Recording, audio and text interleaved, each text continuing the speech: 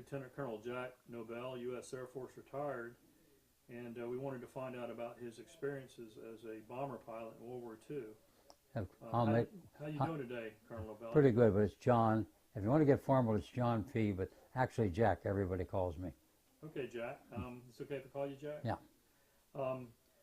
So, Jack, when and where were you born? And I was born in Wilkes-Barre, Pennsylvania, and I was born September 27th, 1922. And when did you start developing an interest in aviation? Actually, Lindbergh was my favorite. When I saw him fly the ocean, I don't know why, I just wanted to fly. Crazy, but...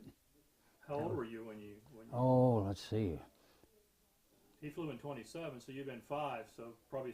5 or 6, somewhere around in there, yeah. Very young. Very young. Did you see many planes when you were growing up? No, well, the only one I ever saw really and took an interest in was the Ryan, I guess, that Lindbergh flew.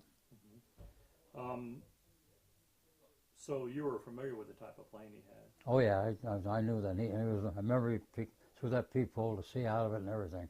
It was kind of unique for a plane to have only one wing back then. Oh yeah. Did you have any aviation heroes other than Charles Lindbergh, like maybe Eddie Rickenbacker or anybody else? I knew of them too, but I wasn't quite into the battle type, the army or the type of military. When did you start becoming aware of Nazi and Japanese expansion? Let's see. It had to be before Pearl Harbor.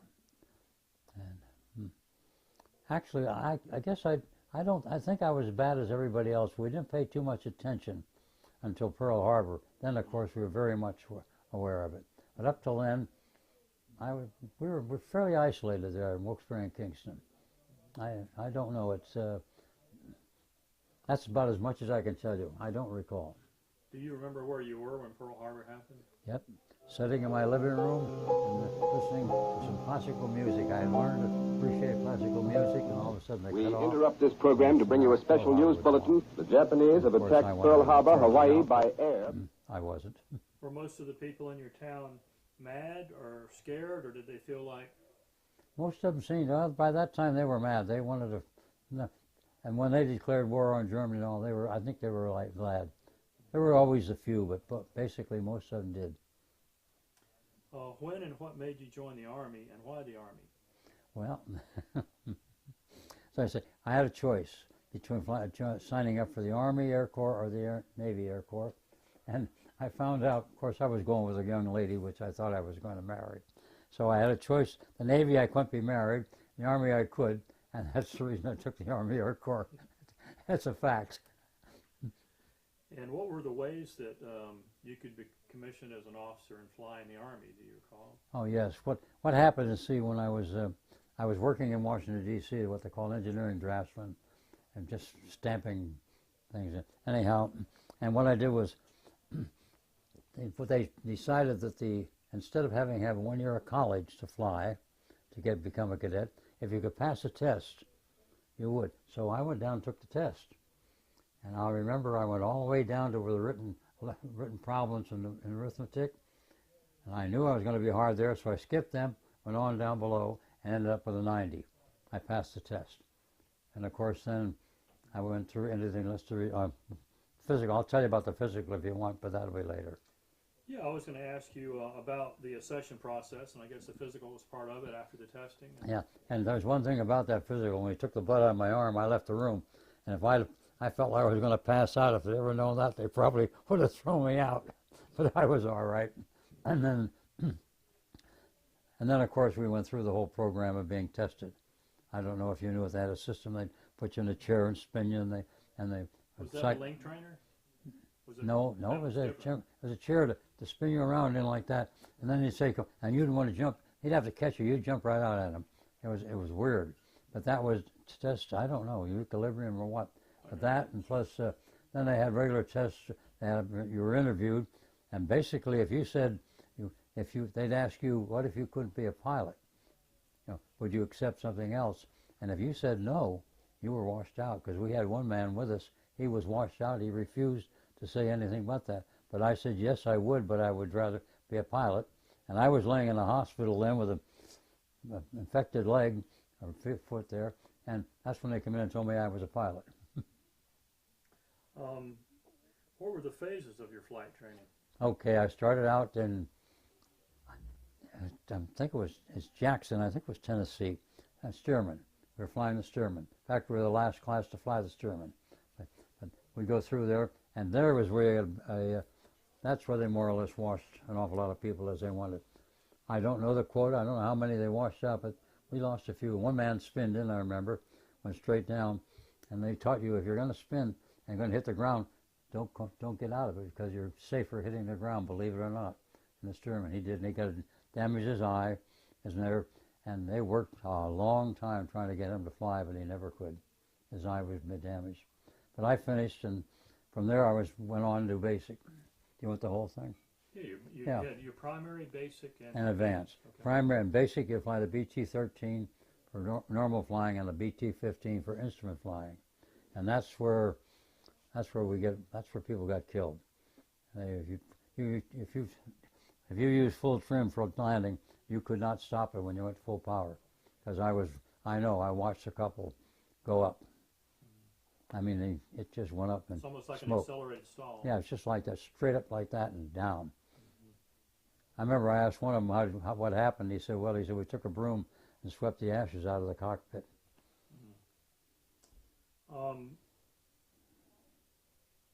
What percentage, or what number of folks, or how many approximately ended up crashing during all the training? Well, in primary, only that one, but in basic, there, I remember 1, 2. I'd say, I don't know, of course, different classes. I'd say at least 3 or 4, definitely because of that wrong turn. But as my instructor told me, you don't have to do it, and I never did it. In fact, Bob makes me, if I would fly my airplane, he'd say, trim it, and I couldn't. That habit stayed with me all my life, not trimming it completely, always having a pull. Then, of course, from then I went on into advanced at Blytheville, Arkansas. And what was the advanced training? What kind of aircraft were you flying? AT-9. It was called the Cessna Jeep. It's a biplane, low-wing biplane, and that had the flying angle of a rock. You pulled the power back and it went down. I mean, that's all you had to do. It was quite an airplane. I liked flying it though because you really had to fly it. What kind of jobs typically did people get that washed out of the training? Would they be able to stay in aviation, or go into other? Most of them, I believe, went to gunnery school if they wanted to. Basically, I think they gave them a choice. Most went in as a gunner or something like that. And out of your flight training, what aircraft were you assigned? Immediately, I went into the B-17, Lockburn Air Base. At Lackland? No, Lockburn. Lockburn, I'm sorry. Yeah, okay. In Ohio. And I was not going to fly that airplane. I was going to be a fighter pilot till I had a man teach me. He gave me the works. The captain got in there finally, and he challenged me. That's what he did. And of course, once he challenged me, I start doing it. And I learned to fly a B-17. I remember at the very end, this instructor came back and he said, what do you want to do, be an instructor? I have to ask you. Nope, I said, I don't want to be killed by a crazy guy like me. I said, and he wrote on there, eager for combat, and I still have the paper saying that. Now, at the time, were you aware that the B-17 was probably one of the finest, strongest bombers out there? No, not at the time, but that's the one I want. B-24, I found out, I wasn't too fond of it. I don't know why, but I just liked the B-17. And I'm glad I got it, and that was the best thing I ever did, I believe. As a fighter pilot, I'd probably flown right into the ground trying to kill somebody. Now, how did the aircraft and crews deploy overseas? And how did you get to Italy with all the war raging and everything? Well, what happened is once I finished I went from the B-17 training, then I went down here to pick up my crew at Plant City. And after I got my crew, we went to Avon Park, and we had what they call training for pre-combat training, I guess you'd call it. And when you finish that, then you were assigned, and you were told to go to, Savannah, Georgia. And there we would pick up an airplane and our crew would go. And that's what we did. We went over there, and that's where we assigned the aircraft. Well, go on. I'll tell you more about it later. So that was Hunter?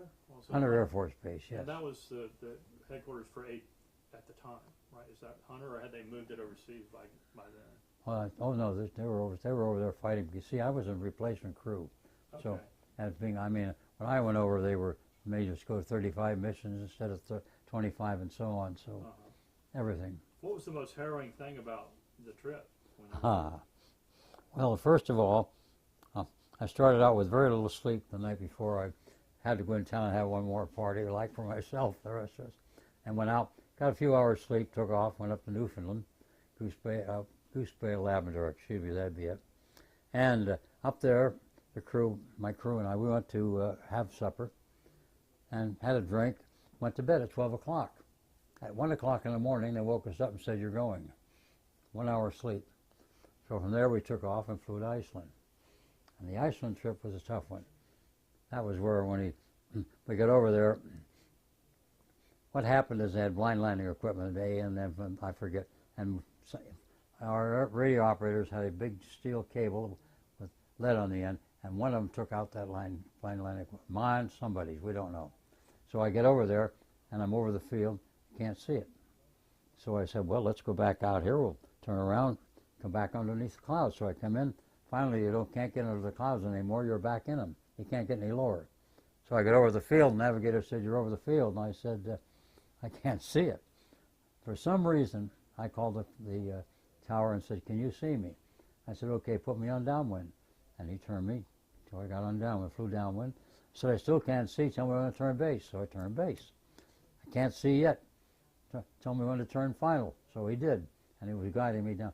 When I got to final, I dropped the gear, the flaps, the whole 9 yards, and came down as fast as I could. And I don't know how many 100 feet above the ground I was when I finally saw the runway and landed. That was that one. Anything else happen on the? Oh yeah. Then after that, then from there we flew over to what was it in? Oh dear, Valley Wales. I think it was Valley Wales. I think was the name of it. Anyhow, that's where we were over there. And there were short nights. Of course, you know, in England that time of year it was dark most of the time. So I remember that we went over instead of going to bed there, we just went over to the club, grabbed a couch, grabbed a chair, slept there because there was a fireplace there. And in the morning we get together. It was dark when we tried to take off. Went to the runway, taxied out, and I stopped and I was sitting there waiting for one to land. And this plane come in. It's what we call Wimpies. It's two-wheel. I call it a Wimpy. It's a twin-engine bomber. Came in, and as it came in, landed, it got just past me and burst into flame. I mean, the whole thing would just ball of flame. So and very quietly, the tower says, "Taxi over to such and such a runway." So I taxied over, and rather upset a little bit, you know, seeing one go up in front of you. Pulled onto the runway, lined up, started down the runway.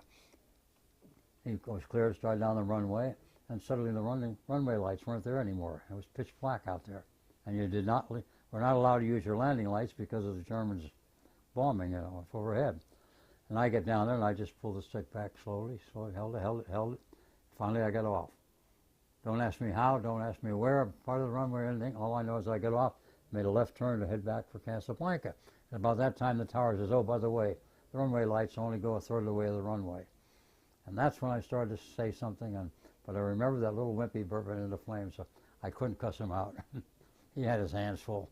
So I turned and flew the soup all the way down to Casablanca. Got to Casablanca, landed. I said, "Taxi up, and here's a runway here," and the taxi, put your nose right up here, right approach end of the runway. So parked there, got out, started to walk towards the headquarters, what would you call it? Well, base operations.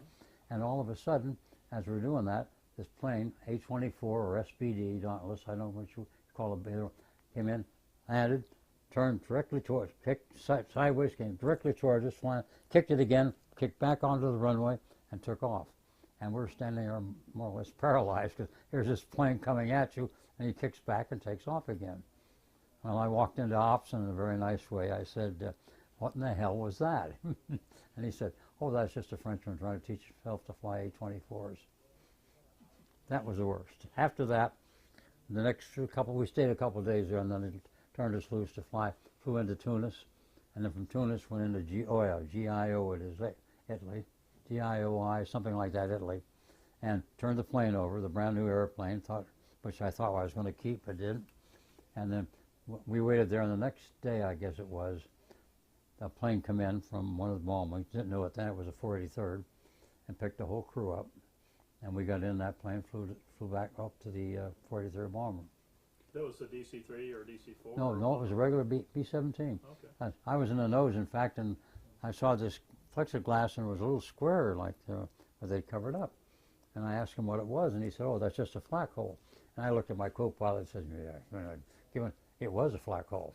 We found out. That's the way they patched them. So, and I ended up there in the mud hole and down. We lived in tents. And so when you were there, did they ever get out of the tents or pretty much stay the whole time? Nope. Well, basically, I'll tell you what happened. We were there. The next day they put us, no, it wasn't the next day, it was that day. They put us some kind of a small truck. I don't know what it was. There was this big hunk of canvas.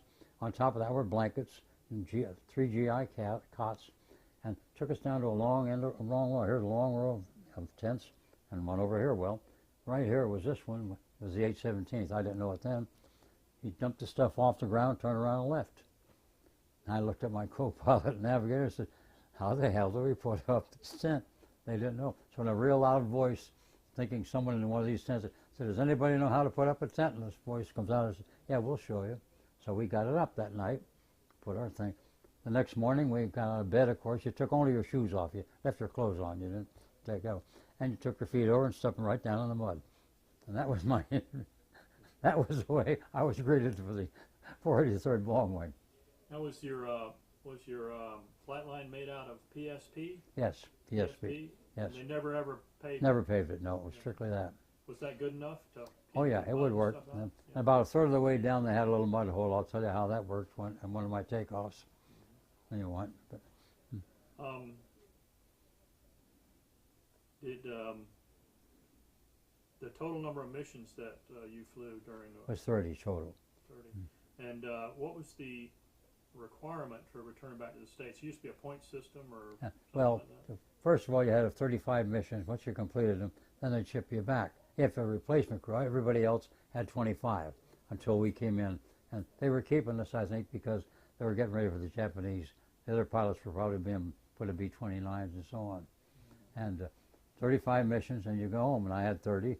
And they said, well, if you have 30, if you have 31 missions, you can go home. If you don't, you have to stay here for 30. I had 30, so I stayed and went up to Pisa, Italy. That's what, and we started flying what they called the homebound task force. We'd take the airplane, stripped it, put 15 men in the back. Bombay, we put a rack, put their clothes in there. We went to Port Lyote or Casablanca. And I'll never forget getting to the Navy base, found out they had refrigerators, and they had steaks, and they had fresh vegetables. So we'd go and have a steak at night at about 6 o'clock, and at 11 o'clock we'd go back and have another steak. But we hadn't seen fresh meat for a whole year or two. Where did some of your missions go? Oh, boy. Do you have my log? You don't have that, do you? Well, I'll tell you, okay, we went to Vienna many, many times to Vienna. I mean, we went so many times that, and that was a big trouble with Vienna was that you start out with, I think they had 300 guns, and the Russians were coming in. That's ADA guns. 88s. Okay. And the next time we're briefed was maybe 500.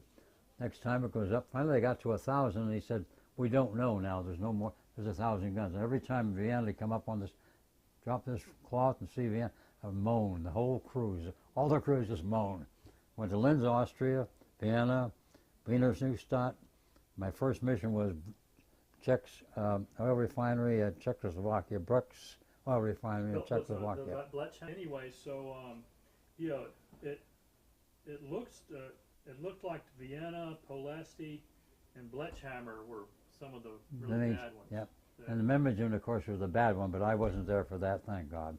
They wiped out the whole 817 squadron, and 14 out of 28 airplanes they shot down before the fighters got there. That was a mistake. A recall was put out, and the guy who was leading the flight said, "Nope, that's the Germans recalling this. It's not true." And he went to the target, and we were the only.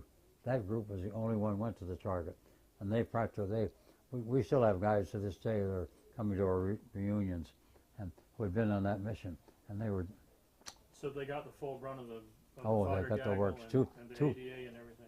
200. One thing about it, too, we had, for the aircraft, we had ACAC was 88 105s, and for some reason 105s would burst above, white, and black were the little, that you see running up there as you went up. I remember one mission, it was so dark.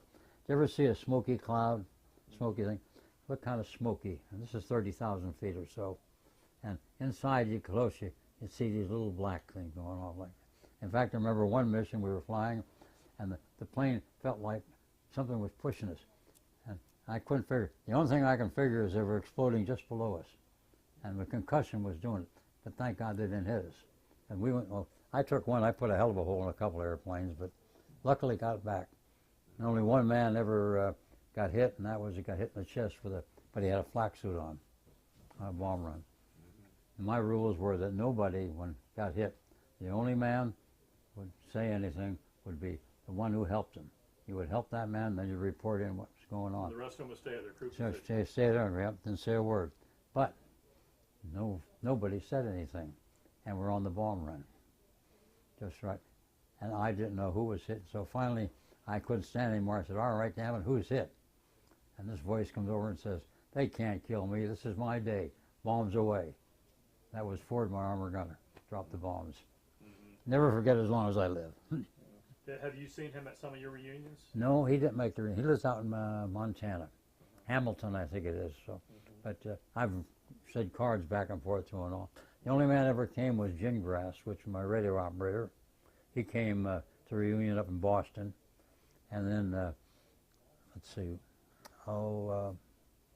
what's his name? Our other waist gunner. See what they did, they took one waist gunner and put him in the nose. You didn't have a bombardier except for the lead and number 2, in case he had to take it. And you dropped on the lead ship. When he opened his bomb bays, you opened them. When he dropped, you dropped. And that really made very good pattern bombing. In fact, and none of this, we were not doing this trying to avoid being... You just stay in your box. Yeah, you just stayed right in your box, right up tight, and you didn't try to go back and forth and miss flak. And you did much better bombing. Of course, we got shot a lot, but we also did it was much more effective. Turned out pretty good. I don't know how many holes I had in planes. We tried to count them one time and stopped. Just patch them over with aluminum, huh? Yeah, that or plexiglass if it would. Oh, I had one where my top curtain gunner, right in front of him, one went off, and he said, "I'm blind," and he dropped. Down, and his name was Deanna. I said, "Deanna, look at me." He didn't have a mark on him. What? And I said, "Damn it, open your eyes, Deanna." And I yelled at him, and finally he opened them. He thought, when the thing went off and it glazed the plexiglass in front of him, and he thought he'd been hit. But he didn't have any, he obviously hadn't been hit, but the shock is what did it. I'll never forget him standing there doing that. And I finally made him open his eyes, and he was all right. He couldn't use the top turret anymore because the plexiglass was shot. So it didn't shatter, it Just cracked. grazed? It grazed like, yeah. What were your primary targets? Refineries, aircraft manufacturing, rail, and oil infrastructure, all the above? Yeah, we had Southeast goods up. I'll never forget that over Vienna. We used to go there and there were about 3 or 4 targets in Vienna, I know. One I remember the most was Southeast goods depot. Oil refineries, yes. My first mission was Christmas Day, 44, and that was an oil refinery. And they really put the flak over there. They covered it. And then we had marshalling yards. Towards the end, we kept hitting marshalling yards. I mean, we'd hit anything that ran. Jack, what were some of the most harrowing missions that you had? Well, of course, the scariest one was my first one, Christmas Day, 44, that oil refinery. But actually, Vienna was some of the toughest. I mean, they had more guns flying. Always when we attacked an oil refinery or Vienna, don't ask me why, Vienna, I think it's because the Russians were coming in and they were bringing the 88s back. And they used to fly, I remember one of the missions where an 88 I was flying, man fell off my right wing like this, and the wing kept going like this and like this. A 105 went through, hit the main spar, broke it. All it was holding the wing on was the skin and all. That guy brought that airplane all the way back to the base and landed. Of course, they junked it, but I mean, and but that wasn't so much it. The other time was when I took off, I'm starting down the runway, and we're supposed to drop 1/3 flaps part way down to certain airspeed. No airspeed. Absolutely none anywhere in the airplane. So there was a little mud puddle about, I forget, down the runway. And I said to my co-pilot, now when we hit that mud puddle, you drop a third flaps. He dropped them, took off, flew the mission. You don't need a mission in the air, you can put it on the wing. So we fly the mission, come back, and it was quite a time. I finally got it on the ground again. I landed there. The next day, go on a mission again, same airplane I'm flying, no airspeed. Down the runway, same thing. I said, okay, George, drop it. He dropped it. That time when I came back, I don't remember what the target was, to be honest with you. It's in my notes somewhere there. But anyhow, came back, and this time I took a wing. A guy said, you want a wing? I said, yes. So he flew me in right down to the runway, and he kept one going, and I landed on the runway, of course. They were some of the, I don't say so much the harrowing, and the others where the flak was thick. I mean, I remember I went to one of them where it looked out, like I said, it was kind of like a dark haze out there, and inside that thing, you'd see these pop, pop, pop, little black. That was a flak. And then the white. Once in a while, a couple of 105s would go off. And then towards the end of the war, they had some heavier, and something else. I don't remember what it was. It was a heavier shot. But the 105s, for some reason, went high. I don't know if they were designed to explode on contact or what, but they go high. But the 88s, they just went off. One of them, I had a piece of flak go right between my feet like this, go up and spin around the nose and drop at the navigator's feet. Didn't hit anybody. Now, I have been trying to find that piece of flak when they got killed. You know, I had to get their stuff. Never did find it. I don't know. And if they hadn't, see, if they didn't want to catch up with me, if they hadn't wanted to catch up, they wouldn't be alive today, I swear. Because my biggest argument was, we fly together, we go home together. And I broke my rule just before the end of the war, in the longest missions, I didn't know it at the time, of the war, 15th Air Force. And they won, I said, all right, go. And they volunteered to go with one of the men. Guess what? They got shot down. Everyone lived. I didn't know at the time. All I knew was they were gone. And they were shot down. But they did. They made it through the whole thing all right. From German, POW camps and so on. But after that, well, let's see. I don't know. There were so many that were, some were good, some were light. I'd say not milk runs. There was never a milk run. They shot at you, but they were lighter. What was your longest mission? Longest mission. Well, that one, if I'd gone on that one, it'd been the longest. But normally they ran about 8 hours. Take off about 7:30 in the morning. We get back. We hit the target about noon, and then we come back. About 18,000 feet, we'd come down, light a cigarette, and blow smoke through it, and big ball of flame, oxygen. We were stupid, but we did it. And we thought it was. We were dumb enough to think it was good. I don't know what else, but really, as I say, I can't really tell you without actually looking at my log. What's the farthest city that you went to? Do you recall? Well, let's see, Vienna, and now that's a good question too. Did you ever go to Berlin? No, I never. See, the 15th never got there, except the last mission. That was the one my crew got shot down on. Was that, and they went on there. That was the only one. That's the longest mission, by the way, flown in the Air Force. 8th or anybody else. The longest ever flown. And we lost a few, of course, as a result. Do you recall anything about some of those shuttle bombings where they would actually take off, bomb, and then they'd land over in Russian-held territory? Yes. When I was there, we did that. A couple of them did that, but we didn't get many details because, let's face it, we were the last to know anything that was secret over there. They knew what we did. But they took off, they would land, they bomb, land, and then come back, they'd line up, come back, bomb again, and come on back. And so the 15th would have to send support crews over into Russian territory to support the well, bombers. I don't believe they actually sent them. I think they depended on the Russians, as far as I can tell. And I know maybe they carried it with them. Maybe they did, possibly. I wasn't on those, thank goodness. Did you do any low-level bombing or radar bombing? No. What we did though, we bombed Po Valley and Northern Apennines, 18,000 feet. We dropped GPs, general purpose, just over the line. In other words, I know one of our groups missed, and they gave a British outfit a pretty bad time dropping. But when you go over there, what we do, we start in on the run, and they got to where we'd open the bomb bays out here purposely. Then we get over at 18,000 feet, they'd have a flak up there at 18. We get just above that and go on, drop our bombs, and we know where to drop them then. But that was really the only low valley I ever did, low altitude. What impact on your formation security did the arrival of the P-51s have? Did you get a lot more security? Oh yes, much better. 51s and the P-38s, they were excellent. But as I said, they would cover like that one 38, as I said, came in dropping what they call that's silver. Chaff front. I said, they're right in front of me. He was just dropping it right along. And a burst of flak went off, and he practically went straight up to going, getting out of it. Because they used to ask us when they'd see us in photo, they'd say, how the hell do you stay on those ball runs? I said, I don't know, but how do you fly your fighters like you do? So it was sort of a give and take. But they gave us excellent coverage. We'd come in and we'd see them dogfighting right off the side out there, and they would hit. The ME-262s, they could not stop them. So did you have the 262s attacking you In the end, most of your time no, over there, no, towards no, the end there? very, very near the end. And if Hitler had decided to make them into a bomber, I don't think we'd have had superiority of the air. Because they come through, they make a pass, I think they make one pass, and I forget what millimeters they were firing, come in and land. The only time you got them is when they landed. When they were coming in for a landing, I understand fighters would catch them there once in a while. But if he had been turned a fleet of those out, we'd have had one devil of a time doing our bomb runs. How many total missions did you have before you left? I got 30. And the war ended. We knew on the 30th mission that the war was ending. That was a marshalling yard we hit, and that's where How did you get back to the States? And when you did get back, what did they have you do?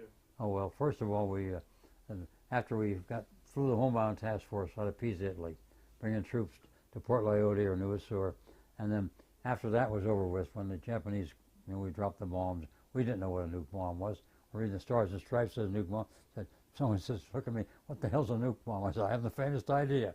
And so, then we were given a plane, went down to, I forget where it was, but anyhow, I got down there, pick up a plane, flew it down to Dakar, French West Africa, those were the days.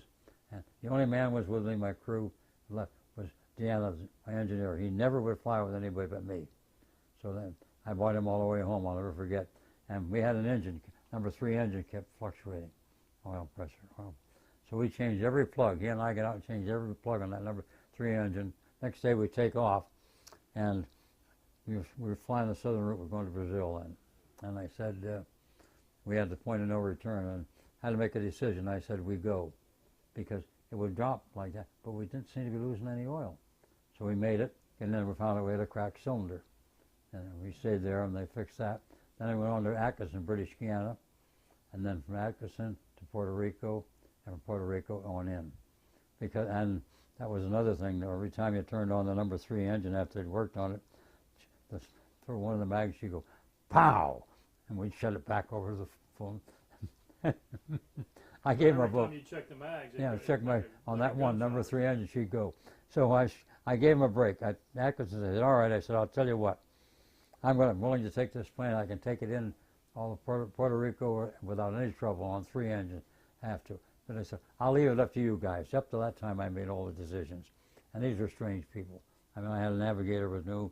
Of course, co-pilot was new, and my engineer was the only one. And they all wanted to go, of course, which I knew they would. So I took off, landed there, and when I got in there, I told the guy, please have that fixed.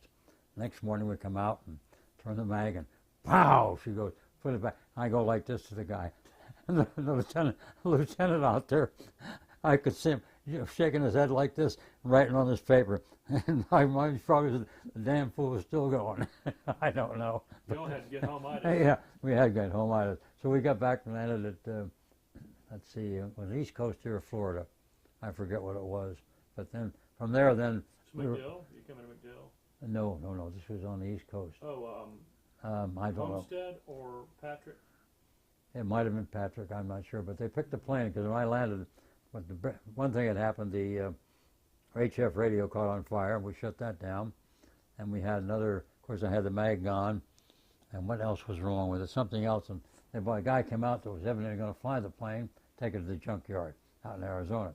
And he said, is it all right to go? I said, I wouldn't fly this damn thing around the pattern, let alone out there. It's okay. He flew it, took it off, was gone. And we just, from there we went, then I went, of course, we got to leave, went home. And then I went back to Greensburg, I believe. I'm not sure. Everybody, all the guys who wanted to stay in, they said, "Do you want to stay in or get out?" And I didn't know what to do. I said, "What? I want to fly, so okay, I'll stay in." And then I was shipped to what was the field that closed? I don't know. Anyhow, I ended up down at Keesler Field, Mississippi, flying B-25s out of there, and I was a military training officer also at the same time. And let's see, Truman cut the budget, I don't know when, in 46 it was, yeah.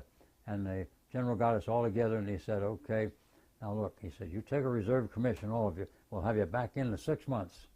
So 6 years later, I got back in and got recalled in 53. And that's when I got into SAC and was flying Nuke bombers after that. So what year did you leave the service the first time? It was 1946? 46, about, I think it was December of 46, I believe. And then, so it was very hard to stay in the service once they started. Oh yeah, if you weren't a regular, you know. In fact, I went through a board to, I remember we had a board there. If you take a written test, and you go before this bunch of colonels and one general, and they'd take you, and they were all Army, except for one. So when I got in there, and they wanted me to say, he said, "Now when you get in there, just tell me you want to go to this school, this school." So I get in there, and he said, I told him I wanted to fly. And the general, I'll never forget, he said, "In other words, Lieutenant, you don't further than 10 feet away from an airplane, do you?" I said, "Yes, sir." And of course, I didn't make regular. But there was one guy on the end of the line, was a colonel from the Air Force, and he smiled.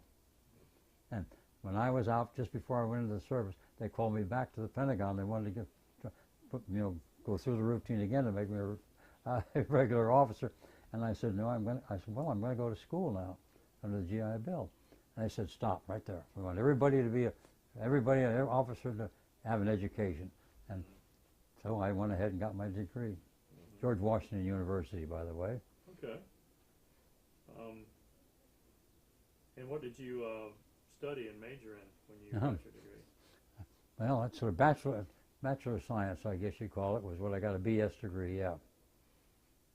The main thing was to have that when you went back in, if you ever did, by the way. Mm-hmm. And that's the next question is, how, what, and why did you re-enter the newly formed Air Force after 1947, and what year did you re-enter? Well, actually, it didn't, let's see, if I got out in 46, then I wouldn't go back in until 53 when they recalled me. So they made it the Air Force, and I knew that when I went back, when I was recalled. And then I went into SAC. So they actually sent you a notice saying they wanted to recall you. Oh yeah, but they wanted me to come back as a first lieutenant. Now I'm flying and all that, and I kept saying no, so I came back as a captain on flying status. I just held out a little while, and then they finally sent you a letter. Oh yeah, they sent me a roll about that big around. I'll never forget of orders, and I had to go to San Antonio, Texas. Texas, and there you would be given an assignment, and they had a whole list of people, and finally on the end they had SAC, and all I knew was bombers. All I did was heavy stuff. So in the end I went down there, and the major said, "Why? What's the matter? Nobody's coming down here." Why? He said, "Listen, the word went around the BOQ, don't go to SAC, because they are tough." I said, "I don't know anything but SAC," so I said, "I'd like to go." And he said, and I told him, I said, "I'd like to go down to MacDill." And he said, "Boy, I got that quota filled."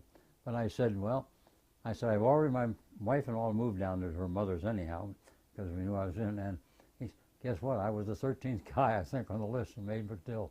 And that's when I got into the nuke bomber. And first I was in the tanker for a year, but I didn't want to fly the tanker.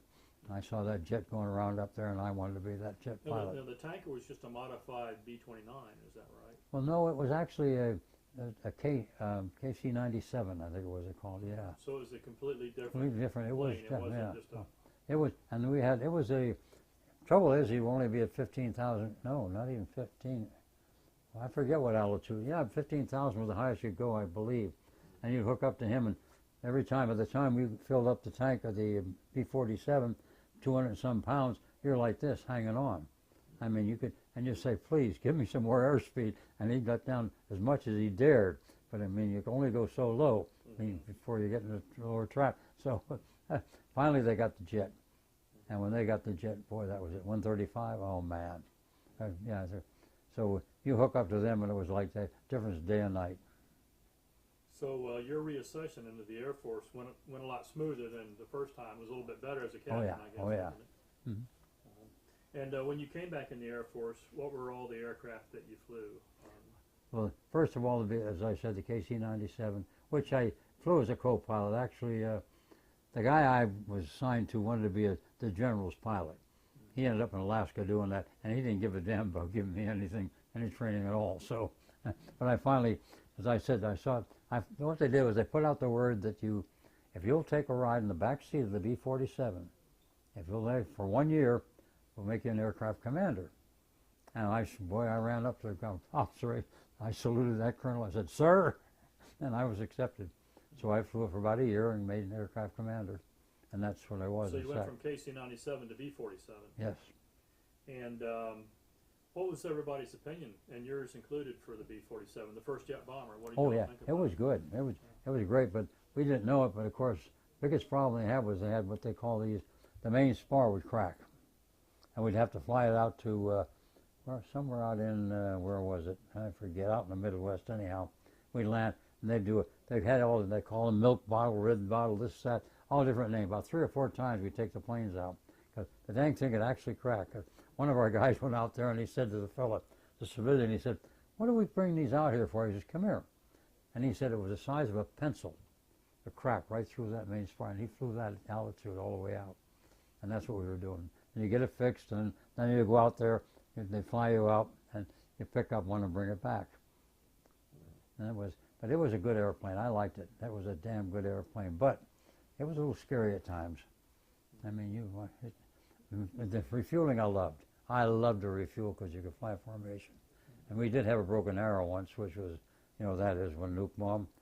We were carrying nukes, and I was carrying the cages, and the other man had the bombs. And we had the whole 305th Bomb Wing flew to City Slimane.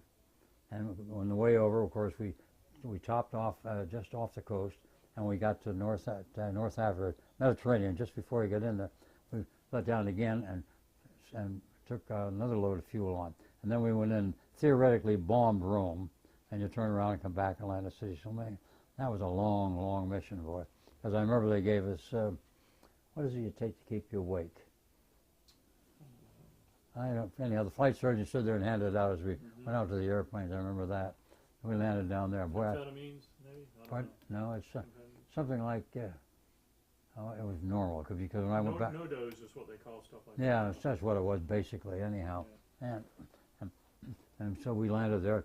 And on the way in, we didn't know then, but on the way in, this guy started down with a bomb, and he just kept going straight down, went right into the ocean, as far as I know. Nobody got out? Oh. That's it. We didn't even know that happened. They canceled a NATO exercise right there, a naval one they had. They canceled the whole thing and went searching for that plane. To my knowledge, they never found it. Now, may have now. Well, we had the broken arrow then, boy. We knew it after we landed, but up till then, we had no idea. What were some of the dangers and peculiarities of the B-47? It was hot. You brought it in 100-some knots, definitely. We did what we call a penetration. You come over the base, drop down 20-some thousand, then you drop down to 10 to a beacon out here, just turn in and land the airplane.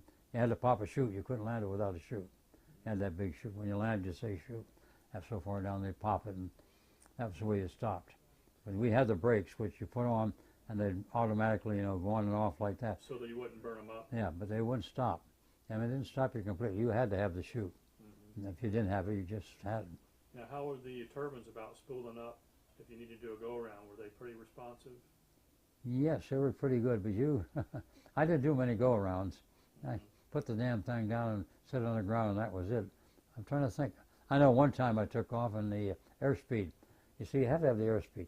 Every time you fly, you had a big chart, and you figured out the weight, what the go, no-go speed was. That's where you get on the runway, and they called out, the navigator called out the speed. I said, go, and we go, or abort.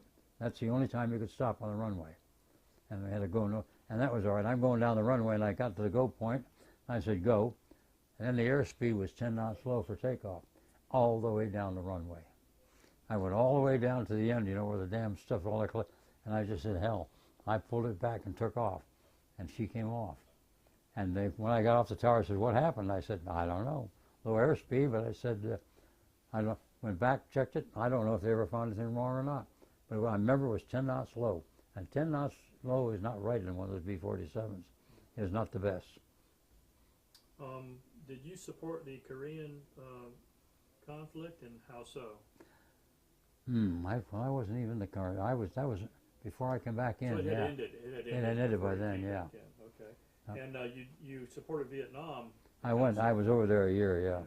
Yeah. I didn't. I'll tell you. I think it was I was there 6 months and thought it was the stupidest flight we ever were in. I honestly did. I didn't think it was. I thought, what the hell are we doing over here? That was my honest opinion, and I still feel that way. We wasted what 5,000. How many thousand lives? 52,000. 50,000. Yeah, something like that. And old Johnson sat back here, and I'll never forget him making a statement. They couldn't even take well, I won't use the expression, without my permission. That son of a, he kept it going for I don't know how long. And we lost a lot of people, and a lot of people got on dope and all, which was a shame too. What do they have you doing over there in Vietnam? Well, I was what they call I wanted to know what was going to fly. I remember I called someone going to fly. I said, you're not, you're going to be a LC commander. What we do is we get up there, we bring the planes in. We have the Screaming Eagles, which was we call, and the what's the other one for? Was the Indian fighter's name? Geronimo? No, not Geronimo. The general that got himself massacred. Oh, Custer? Custer, yeah, whatever his outfit. They had the 7 Cav? Yeah, 7 Cav. We'd bring one in, and we'd carry the other out. And that was the way food. And we kept records and so on. And of course, we got classified notice when the B-24s were dropping and kind of shaking us. But that was it. That was what we did over there. That's strictly it. Had to be. We were in the tower below the tower, as it was, and that was my job over there. Then I got I was there a while, and that's when the drunken lieutenant colonel, as I said, never mind. That guy got in. I'll never forget him getting caught. Thank God he did.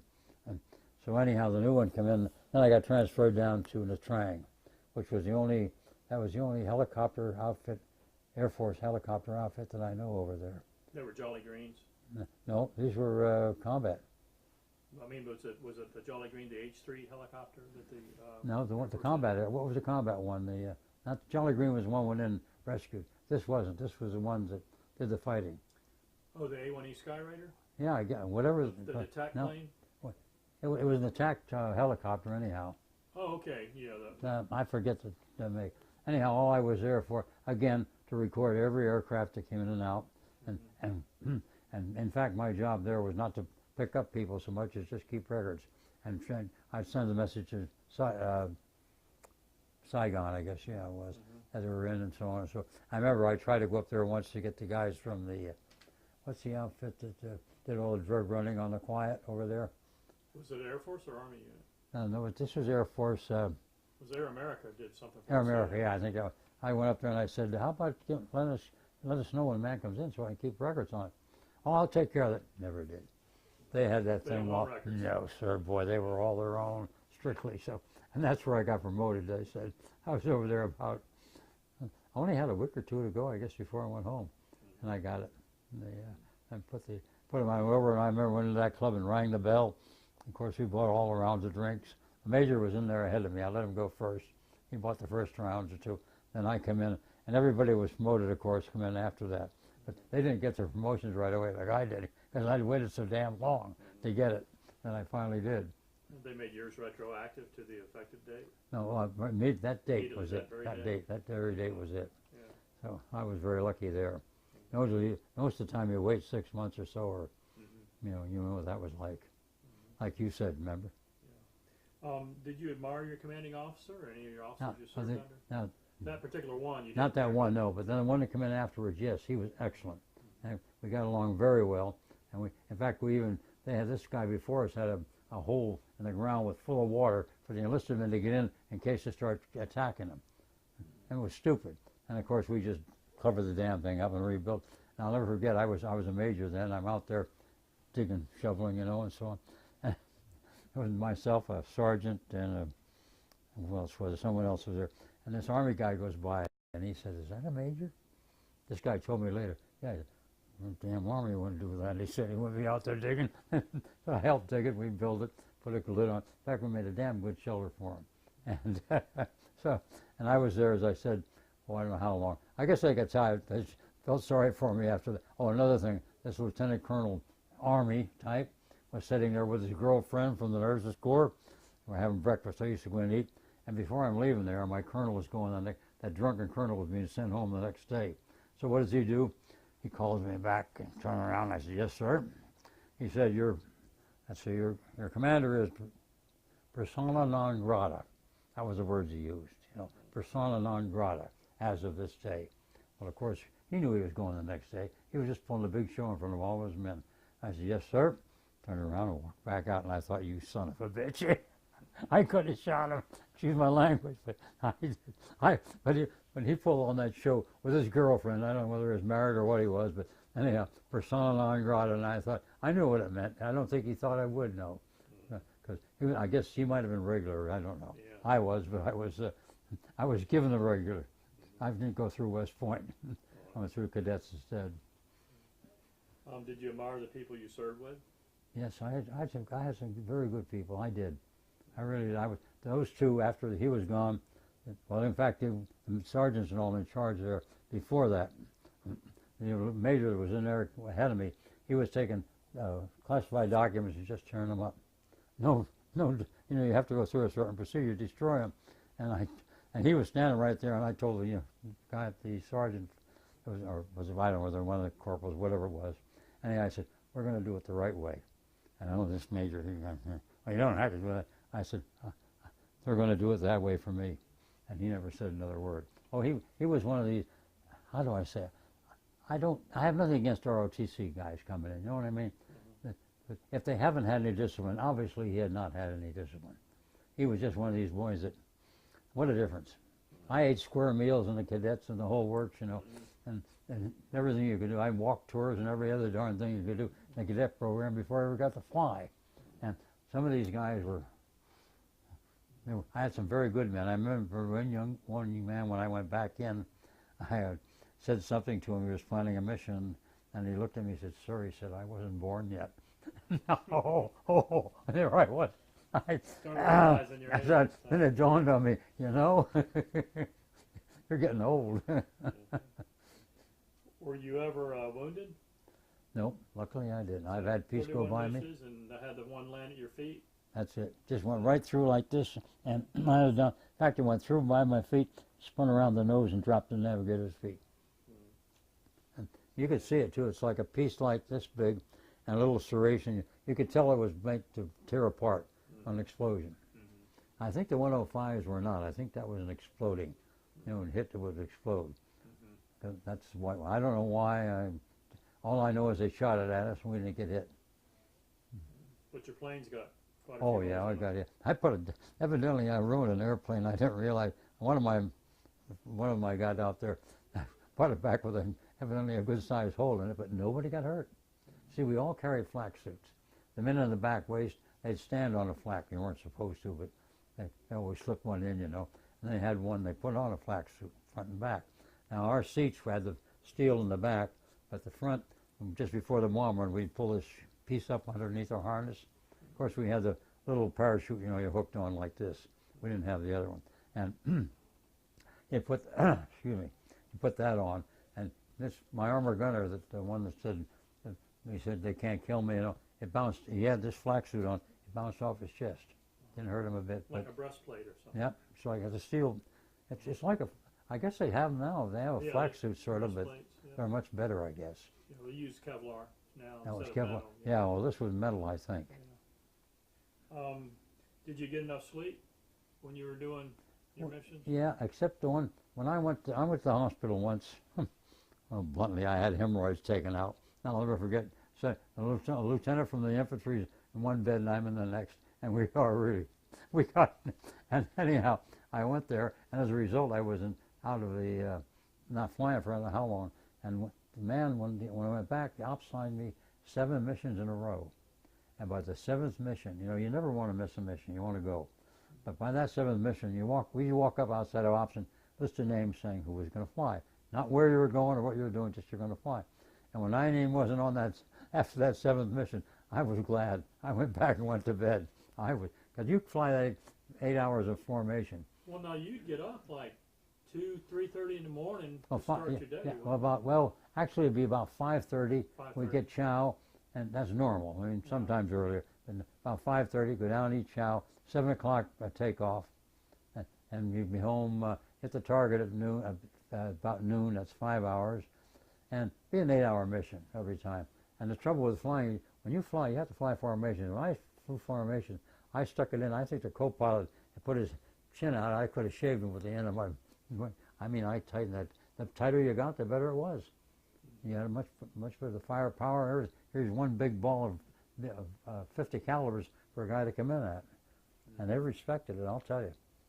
I'm sure when the fighters were surveying the gaggle or the stream, the bomber stream, they would look for the loose gaps where to go. Yeah, the time I was alone up there and pulled off, I remember, boy, I rolled that thing on his back practically to get out of the flak and got back into the bomb because I couldn't keep up. There was an old war-weary plane, that damn. I even dropped one, slid off to the side, dropped one bomb. You have to get by a certain line before you could drop a bomb. I dropped one bomb, get back in, and still I couldn't do it. Unless I pushed them past the point. You know, if I run the engines full charge, they wouldn't last. So it was just one of those things. When I got on the bomber, I was alone, and I'll never forget one was bad. I guess I should tell you this. I was alone like that, and I look up above me, and there's a B-17 with his bomb bay wide open, 12 500-pounders ready to drop, and I'm right under him like this. I took that thing and almost rolled it on its back. Got over here, and I said to the armor gunner, watch him. When he drops, you drop. And we were out of the way then. He dropped. Then I got back. I was able to get back in. I didn't have the weight, of course. Able to catch up with the group and go back. But that was a hairy one. What was your some of your most memorable experiences during World War II? And it sounds like you've told me a lot of them today. But anything else you can think of? No, I don't know. I enjoyed going to Pisa, Italy. I remember because the Leaning Tower was really lean. You ever been there? Yes. Have you been on that Leaning Tower? I've been up in it. Yeah, that's it. When you walk up, you know, you're fighting to go one time. Next thing you're going up, because it was weird the way that thing, when you walk up, because you're going around the thing. There was kind of falling over a little bit. bit. You want to fall over just about. Now, didn't you say that you were able to go to the Holy Land? Oh, what happened is, you see, when I came, when the war ended, and I lost my crew, all I had was one, and of course my co-pilot navigator were killed, and I did not take any time off. Halfway through your missions, they'd send you to, what was that little island tour, if you wanted to go, and I would. Cyprus or? No, it was something, I forget what it was. Rhodes? Some place off there. Sicily? Yeah. Anyhow, we'd go there, and I didn't go. I didn't want to. So the war ended, and I'm up there in ops one day, and he said, would you like to take a trip? You take a plane to fly. I said, why? What do you mean? He said, anywhere in the Mediterranean, as long as you don't go outside the Mediterranean. I mean, I looked at him. He wasn't kidding. He meant it. This captain was ops officer there. I got that. Got my engineer. I remember a captain came along. He was a finance officer, and who else? And we took off, and we flew from there down to Cairo. As I get out in Cairo, I walk in, and guess who was standing there? When I graduated from advanced training, 18 this man, I'll never forget, this instructor said, look, we were his first class. Say you want heavies, because if you don't, you'll be a co-pilot in a B-17. So I finally put down, reluctantly, all right, I'll fly a twin engine or something. And I made B-17, which was the best thing I ever did. I walk in, he was standing there. And I looked at him, he looked at me, and I shook his hand, and we were talking. I said, you want to take a flight? I put him in the left seat, and I rode the right seat, and he flew around the pattern. Boy, and he made the smoothest landing. He set that damn thing in his wheels, just greased it in there. He was flying Goonie birds, or the B-40, the 47, you know. C-47. He was flying them, evidently, on the, what do you call that? It wasn't, it's not Mac, but what was called an AT, Air transportation? Yeah, air trans, something like that. He was flying the troops from there back home. Back and forth is what he was going. I'll never forget him there. And then, of course, I took off from there and went to Holy Land. I'll never forget it. I'll never forget the guide over there telling us about the let's see, there were 4 different Catholic groups. What do you say? There was Roman Catholic, the Greek, there was another one. Russian Orthodox? Yeah, Russian Orthodox and something else. They were all there, and he made a big joke about it being a native. I mean, you know, and he made a big joke. They were always fighting. Well, they actually weren't. That was the Church of Nativity. That's what it was there. I remember we picked up a piece of piece like wood covering the floors, and underneath there was some of the old flooring of was it Constantine? Was it Constantine was there? Yeah, that was he had down there. And of course, they redid it after that. And I went through there, and I got to go on the top. You know where the one is up on top of the tower, over there in the Holy Land. I've never been to. Oh, yeah. Well, they've got this. Actually, we don't have it. No, it has to be the native, the Palestinians. What do you call them, Palestinians or whatever they are. Anyhow, you go in. You had to take your shoes off, I know, and you go in there, and that belonged to them. That was sort of their holy thing, and it was on top of this mountain. It's still there today. That and they still have it, I think. The Temple Mount? Yeah, Temple Mount, I believe that was it. Anyhow, we got in there. I got to, and went to Solomon's Mines. It was a great trip, and I was so dang young. I really didn't appreciate it. I didn't have a camera, naturally. That was great. But of course, if I hadn't been, 21 years old or 22 at the most, I would have appreciated much more, I know. I mean, that's a full lifetime experience. And oh, it is. At 21, you'd already lived 10 lifetimes. Yeah, but just that alone was really, I thought that was great. Then I flew back home, of course, and that was it. Back to Cairo and back home. Did your service in World War II affect the rest of your life? If so, and how? Well, yes, I'd say it did, because I know, for instance, being able to get a degree, was able to go to George Washington and get the degree. I was in Washington, mother was there, so I went to George Washington University and got my degree there. That helped. And then after that, I was working for what is now known as NASA, I think. It was Armed Forces Security Agency then. Mm-hmm. And if you've ever done cryptography work, it's the most boring thing in the world. And I had to sit there and count this letter, these, and try to figure out, oh man. I was there, I don't know how long, and finally I said, see, I couldn't get released to go anywhere, so I went back. When the colonel in charge, he was a full colonel, I went nicely and said, sir, he said, I'd like to get relieved of duty, because I said, I think I want to go back in, as the war was on then anyhow. And so he released me. And of course, when I was released, then I got these little things back in as a lieutenant and so on and so forth. So, but never in my life. Now that, of course, you know what they are now, they're terrible. They record every damn thing there is. It was, anyhow. And what lessons for today's generation would you like to pass on in terms of how we should approach things? Oh, God. I wish they would quit being, like other politicians. I'll skip that part. I have been a conservative all my life, always. And I was a Republican I didn't vote Republican always, but I've been a Republican all my life. And I'll never forget, they sent me a thing asking for money. I won't tell you what I said on that letter back. I called them a few things. I didn't swear, but wimps and something else. And I think sent it back twice. Twice they asked for money. Twice they got the same answer. It's mainly, as far as a politician goes in Washington now, I think they're terrible. And I'm a conservative strictly, and I will always be a conservative. But I'll tell you, this country, all I got to say is learn to take care of yourself. At least take responsibility. Take responsibility. Take responsibility for for your actions. Like these idiot things I have going on these, I'd say take responsibility and do for yourself. Don't expect someone else to hand it to you. Would you recommend military service to young people nowadays? If they were going to go across the seas to Afghanistan or so, no. Because there's so many restrictions. You can't do this, you can't do that, you got to get yourself shot before you can shoot back, it's stupid. And I honestly, it is not the military I once knew. So What year did you retire, and how many total credible years did you have? I had 30 years altogether, and I got let's see, from 1950, what? When did I retire? 50s. You retired in the 70s, right? Yeah, 50s. You retired? Yeah, 50s. See, I already had, I had World War II, and I had how many years there. Then I had the going back in, and I had reserve time in between with active So they counted that after you get 20 years of active duty, they count the reserve time. So that put me over into 30. I was over in Iran. I had a detachment over there.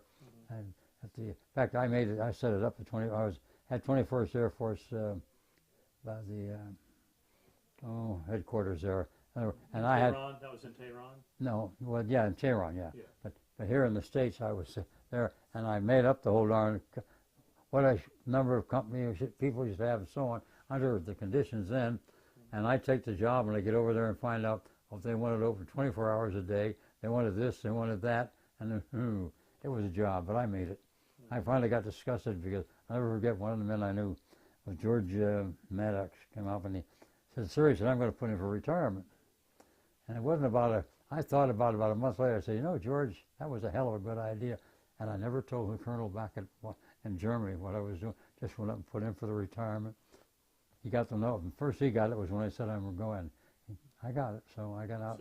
So you retired out of the Air Force after Vietnam, which is what, 1974, or what year was that? No, Vietnam was 60-something. 75. Thank you, yes. Yeah, that was it. That was it. Whoa. That's right. My dates are screwed up. Yeah. Yeah. Well, I remember you telling me before. Yeah, it was 75. I'm pretty sure that was it. Yeah. Because I was down here at Umatilla over here.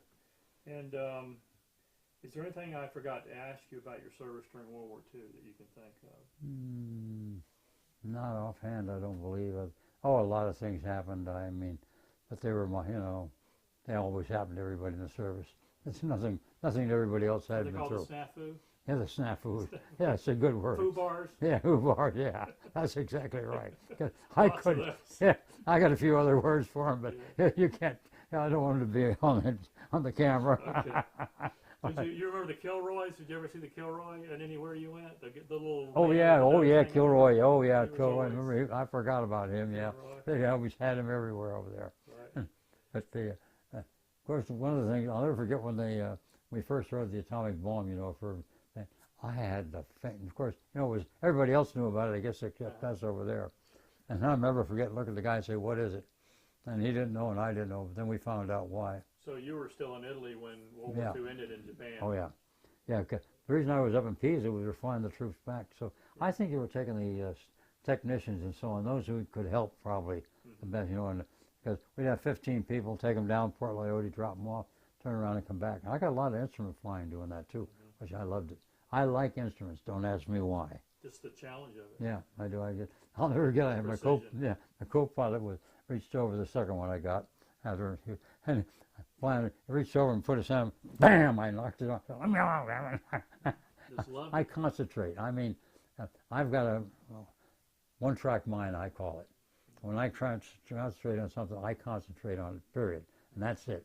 And that's one reason why when the two boxes came together, I was watching flying the wing just like I should, not looking anywhere else. So did you have any type of FMS, flight management system, or no autopilot on the B-17 that kind of helped you a little bit? Or we had an autopilot on there, but you couldn't do. You had to hold the altitude and the airspeed. What you used to do is you get all set up, and when you start the bomb run, there's a little toggle where you flip it on, and that would be given to the bombardier if you had a bombardier. Now, he just have a tiny bit of control over it, right? Within that. Well, he could actually control the airplane. Oh yeah, he could turn the thing and do the work. And it was one thing about it. I said LeMay did stop this idea of when I was in the States, we were taught when we hit the bomb run, you start going like this to miss the flag. No way, you're not going to hit a target. How is that bombardier going to be able to hit anything like that? So when he did stop that, and then he took over the 20th Air Force, over in Japan afterwards. And there ended up being less losses to flak. That's right. You get on. So you hold one. So what? You just stay in formation. You have four. We have 4 boxes. Number 1 box, 2 box, 3 box, 4 in bomb run. Otherwise, going up, we had 1, 2, 3, 4, 5, 6, 7. That is a box. 7 ship boxes. That's almost like a group or something. That's a bomb group. Yeah, that's a whole bomb group. Yeah. We'd go over, we'd hit the coast, and we'd circle over there right along the Adriatic, around and around. Don't ask me how. They knew when they should get in that long. We'd have 2,000 plane raids, counting B-24s. We only had 5 or 6, whatever it was, Yes. Yeah, that's all we had, B-17s. The rest were all B-24s. Yeah, that's right. and we'd sit there and go round and round and round. I remember on that thing. And, it's amazing that they didn't have more mid-airs.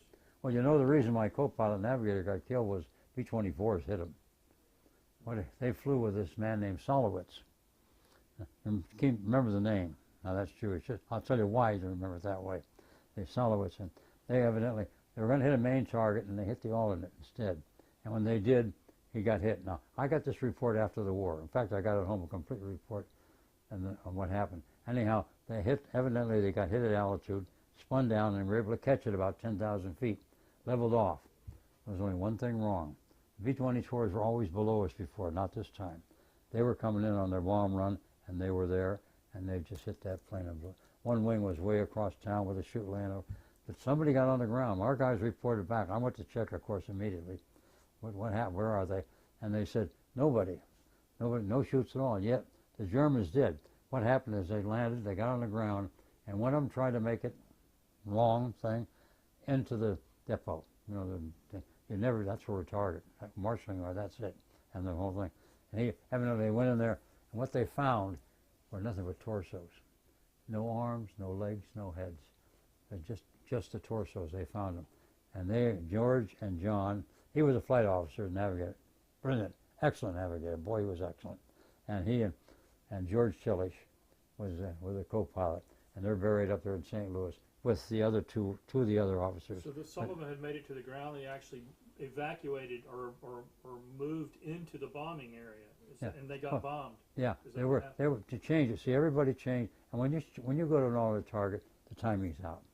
You don't know who the hell's doing what or why. They do try, but this guy went in the regular group, and as I said, it would have been all right if this guy hadn't been hit and knocked down to 10,000 feet. And what they did was I got this report, as I said, and they did say, now get this, the only man who was still alive was Solowitz, that name. They took him to a German hospital. Guess what? He died at the hospital. Yeah. Now figure out why. Yeah, sure. They I saw mean, his dog tag. That's right. That's exactly it. In fact, I got a book called The Heroes of the 483rd at home, and I got another one of the earlier part of the 483rd Bomb Group. And and it does have Solowitz's crew in there and told about it. They flew, if they hadn't flown, but they wanted to catch up with me. See, I was 4 ahead. You have to fly 4 in the right seat as a newcomer, and then you take your own crew. And if they hadn't done that, they'd have flown with me. Because I still say, if we flew together, we'd go home together. But we didn't. Only time I ever didn't stuck to that rule is when I let my crew go to that Berlin mission. They got shot down. So I don't know. Well, I want to thank you for your service, Colonel Nobel. Oh, don't worry about that. Generation and saving the world from tyranny. This is a book about your unit there. You want to show the camera? It's the Forgotten 15th. Can you see that? Boy, that's got it. I wanted that. The 15th Air Force didn't get near enough credit. Enduring Airman who crippled Hitler's worm. Yeah, we came in from the south, and the 8th came in from the west. And we didn't hit the same targets, but like we'd hit Vienna, and I don't know what they hit. I couldn't say, but they. Because I never forget though. I often looked at the first pictures of them bombing, and they were spread out like this. They weren't tucked in. I don't know what that was. I mean, for some reason, later, of course, we flew a formation tight as you could get. The tighter you got, the better you were. Well, maybe LeMay did develop that. I think he developed it, yeah. He did a lot of good help. LeMay did. Of course, when he got over the 20th, I don't know. Was he kind of tough to work for in the Oh, he was not easy, I'll guarantee you, boy. Like, the only reason I ever made a regular commission is I was right in the back seat. I told the B-47 back seat after I went back in, and my pilot says, "You're going to go up and make her?" I said, "I don't want to do it." I said, "I've gone through that," and I said, "The whole program's gone now." I went to college and they just dropped the whole thing, and he said, well, he said, "You want to go up and talk to Jungle Jim?" Now, Jungle Jim was the colonel in charge of the 305th Bomb Wing. I said, I won't tell you what I said, but no. I went up and put in for it because I didn't want to. And I had a co-pilot. Oh, yeah, that's when I made, I take it back. That's when I made my co-pilot. Yeah, and later on I got an aircraft command. My co-pilot was a VMI graduate, and I thought for sure he'd make it. He didn't make it, and I did. And I don't know why. I have no idea. VMI I thought was a very good. They gave them a lot of RA commissions pretty quickly. VMI. Yeah. That's what I thought. Like that. And he just didn't get it. I don't know why. I'll never forget that. He was different. And I got one guy who was regular, he was Hudson High, always call him Hudson graduates, you know, from I always call it Hudson High graduates. Kid him, yeah, West Point. Yeah. So I kid him about that. Hey, Jack, can I ask you a question or two? Sure, shoot.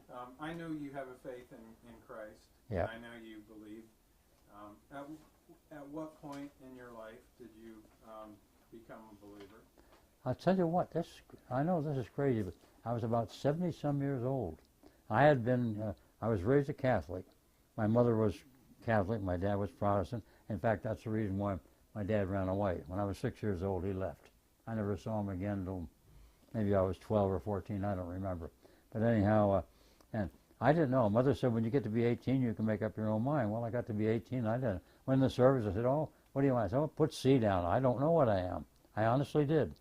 And so I was, I just was going along like that. You know, I wasn't going to church, doing much of anything.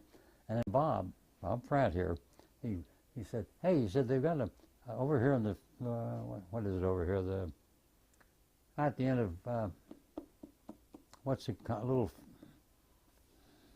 anyhow, they had of the church over there, it's the Church of Christ, and they were having a lesson on food, how to eat good foods and so on, something like that. So Bob and I went, and it was over with. It was a Wednesday night. I come out and I said, I got a Bible. I was trying. I had a Bible. I had a big, thick American Bible, and I said, where could I learn? I said, where can I study this? Well, she come back on Wednesday night. I wasn't back about 3 or 4 nights, and I got christened, or baptized, just like that. And that was it. And I was ever since. I've never, But I was 70 years old before I really did. I'm trying my dangest to get my sons to go to church, but they won't. I did. I've done, after World War II, when I was still in the service, we were at Columbus, Mississippi, wasn't it, I think? And we took a fellow took a AT-9, and AT-6, right? He's flying. We're supposed to go to Andrews. Well, I'm flying the back seat. I'm navigating. He says, hand me the paper. So I hand it to him. He keeps it about a half hour and hands it back. I said, okay, where are we? He doesn't know. He's going to look up radio frequencies. We get down low on gas. We are low on gas. And we come around and said, well, put her down before we run out. So we go down and try to land rocks, boulders. We get the devil out of there, get up on the top of the hill. I said, well, the rain will get off top of the hill. It'll fall off the top of the hill first. Let's go up there. So we go up there, take a pass in on the field, and he's coming in like this. And I can't hear, he can't hear me. The damn thing is on. And here's a fence out here, and he's coming in like this. Here's the top of the fence. Bang, I'm banging. I said, pull up. And all last minute he looks and he hauls it back like this. Went up, perfect 3-point landing in the mud over there. And we got out of that airplane. And did you ever get out so keyed up that you just laughed, you have hysterics? Yeah. We just laid over the wing and laughed. And I'll never forget, this farmer comes up and says, this is the most biggest air crash I ever seen. So we call Andrews, of course, and they send down a staff car. Not too happy. We get there, and we want to go on to Wilkes-Barre, where we're heading to begin with. We're going to go there. So we get out, and two first lieutenants in uniform on the highway, hitchhiked up there, hitchhiked back to Andrews, got a ride from there back to our base. In those days you could be picked up, nobody hurt you, no. That way, yeah. And people in uniform were the ones that screwed it up because they started doing robbing, and so that was the trouble. We always had those bad ones, But, I'll never forget that. We hitchhiked up and hitchhiked back. But there was this a perfect 3-point landing, just like you pull up and just flop down, and just like that in the mud. I got out of that plane, I'll never forget. I laid over there, it was the right wing, I'll never forget. And then when I volunteered to fly it out of there, they didn't seem to like that idea. They got some guy down and they fueled it up, and he diagonally across the field. He took it off, flew it back to Andrews. He got the plane out of there, all right. We got home. Of course, after we got home, we got chewed out. The guy was going to chew us. So we get all our uniforms and all our ribbons on and get all polished up and salute him, see the op. You guys are running. They chewed us up a little bit. He didn't mean it. So, yes, sir. Saluted and that was it. Oh, that was funny. I tell you, I've did some crazy things in Go life. through everything you went through and almost got by a fence. Yeah, that's it. I mean, and I'm banging that thing like this, banging, pull up, pull up, pull up. I'm yelling, and he finally looks up and sees it. But if he hadn't pulled it, we'd have taken the fence right out, and probably it'd been a crash up, you know, there. Mm-hmm. I don't know what would have happened to AT-6. I guess they were pretty tough, but I don't know. Oh, it was funny. Anything else? You want to ask me? No, that was great. That was it. Yeah, that's it. So since then, I said, fine. As far as I'm concerned, there's no Allah. There's a Father, Son, and Holy Spirit. That's it. There's three, and that's it. I mean, that's the way I believe, and I always have believed that, of course. One thing about it, my grandmother, I'll never forget, used to tell me. She said, "The priest told me, don't do as I do, but do as I say." I'm serious. I'm serious. That's what he told her. She told me that. You know, she was a very religious. She said her rosaries and everything. Man, I mean, the work. She was the most religious woman you ever saw. And someone said, you know. Huh? That's the phone. Oh, they said that. Anyhow, they said. Well, get my thought here back a minute. Oh, someone said, well, you know, you believe that everybody will go to hell because they aren't in your church. No. I said, if I believe everybody go to hell, like my grandmother, my mother, my sister, I said, they're all going to hell? I said, I have no right to judge them. I said, there's one judge, and that's when you go up there, boy, you're going to meet him, and that's it. And he picks you up. So I mean, I don't judge a person. If they don't want to go to church, fine. If they want to go, fine. But it's up to them. I would like to go. I don't care. Because I remember, I was down here then about, I think I was here. I'd built my house then already, I think, when Bob took us over. And that was funny.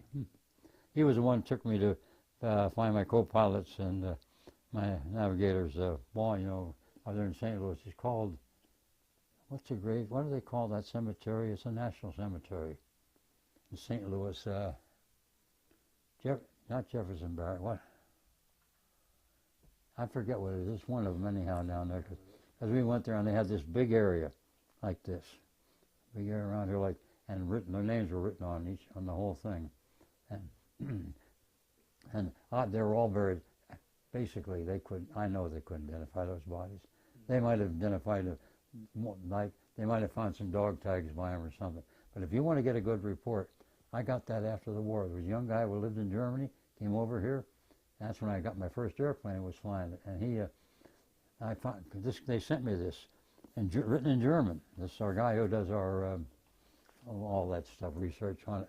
And he sent it to me, and I asked him, I said, can you read this? He read it. He said, you want me to read this to you? Because I didn't know what was in it, of course. And he read it, and I did.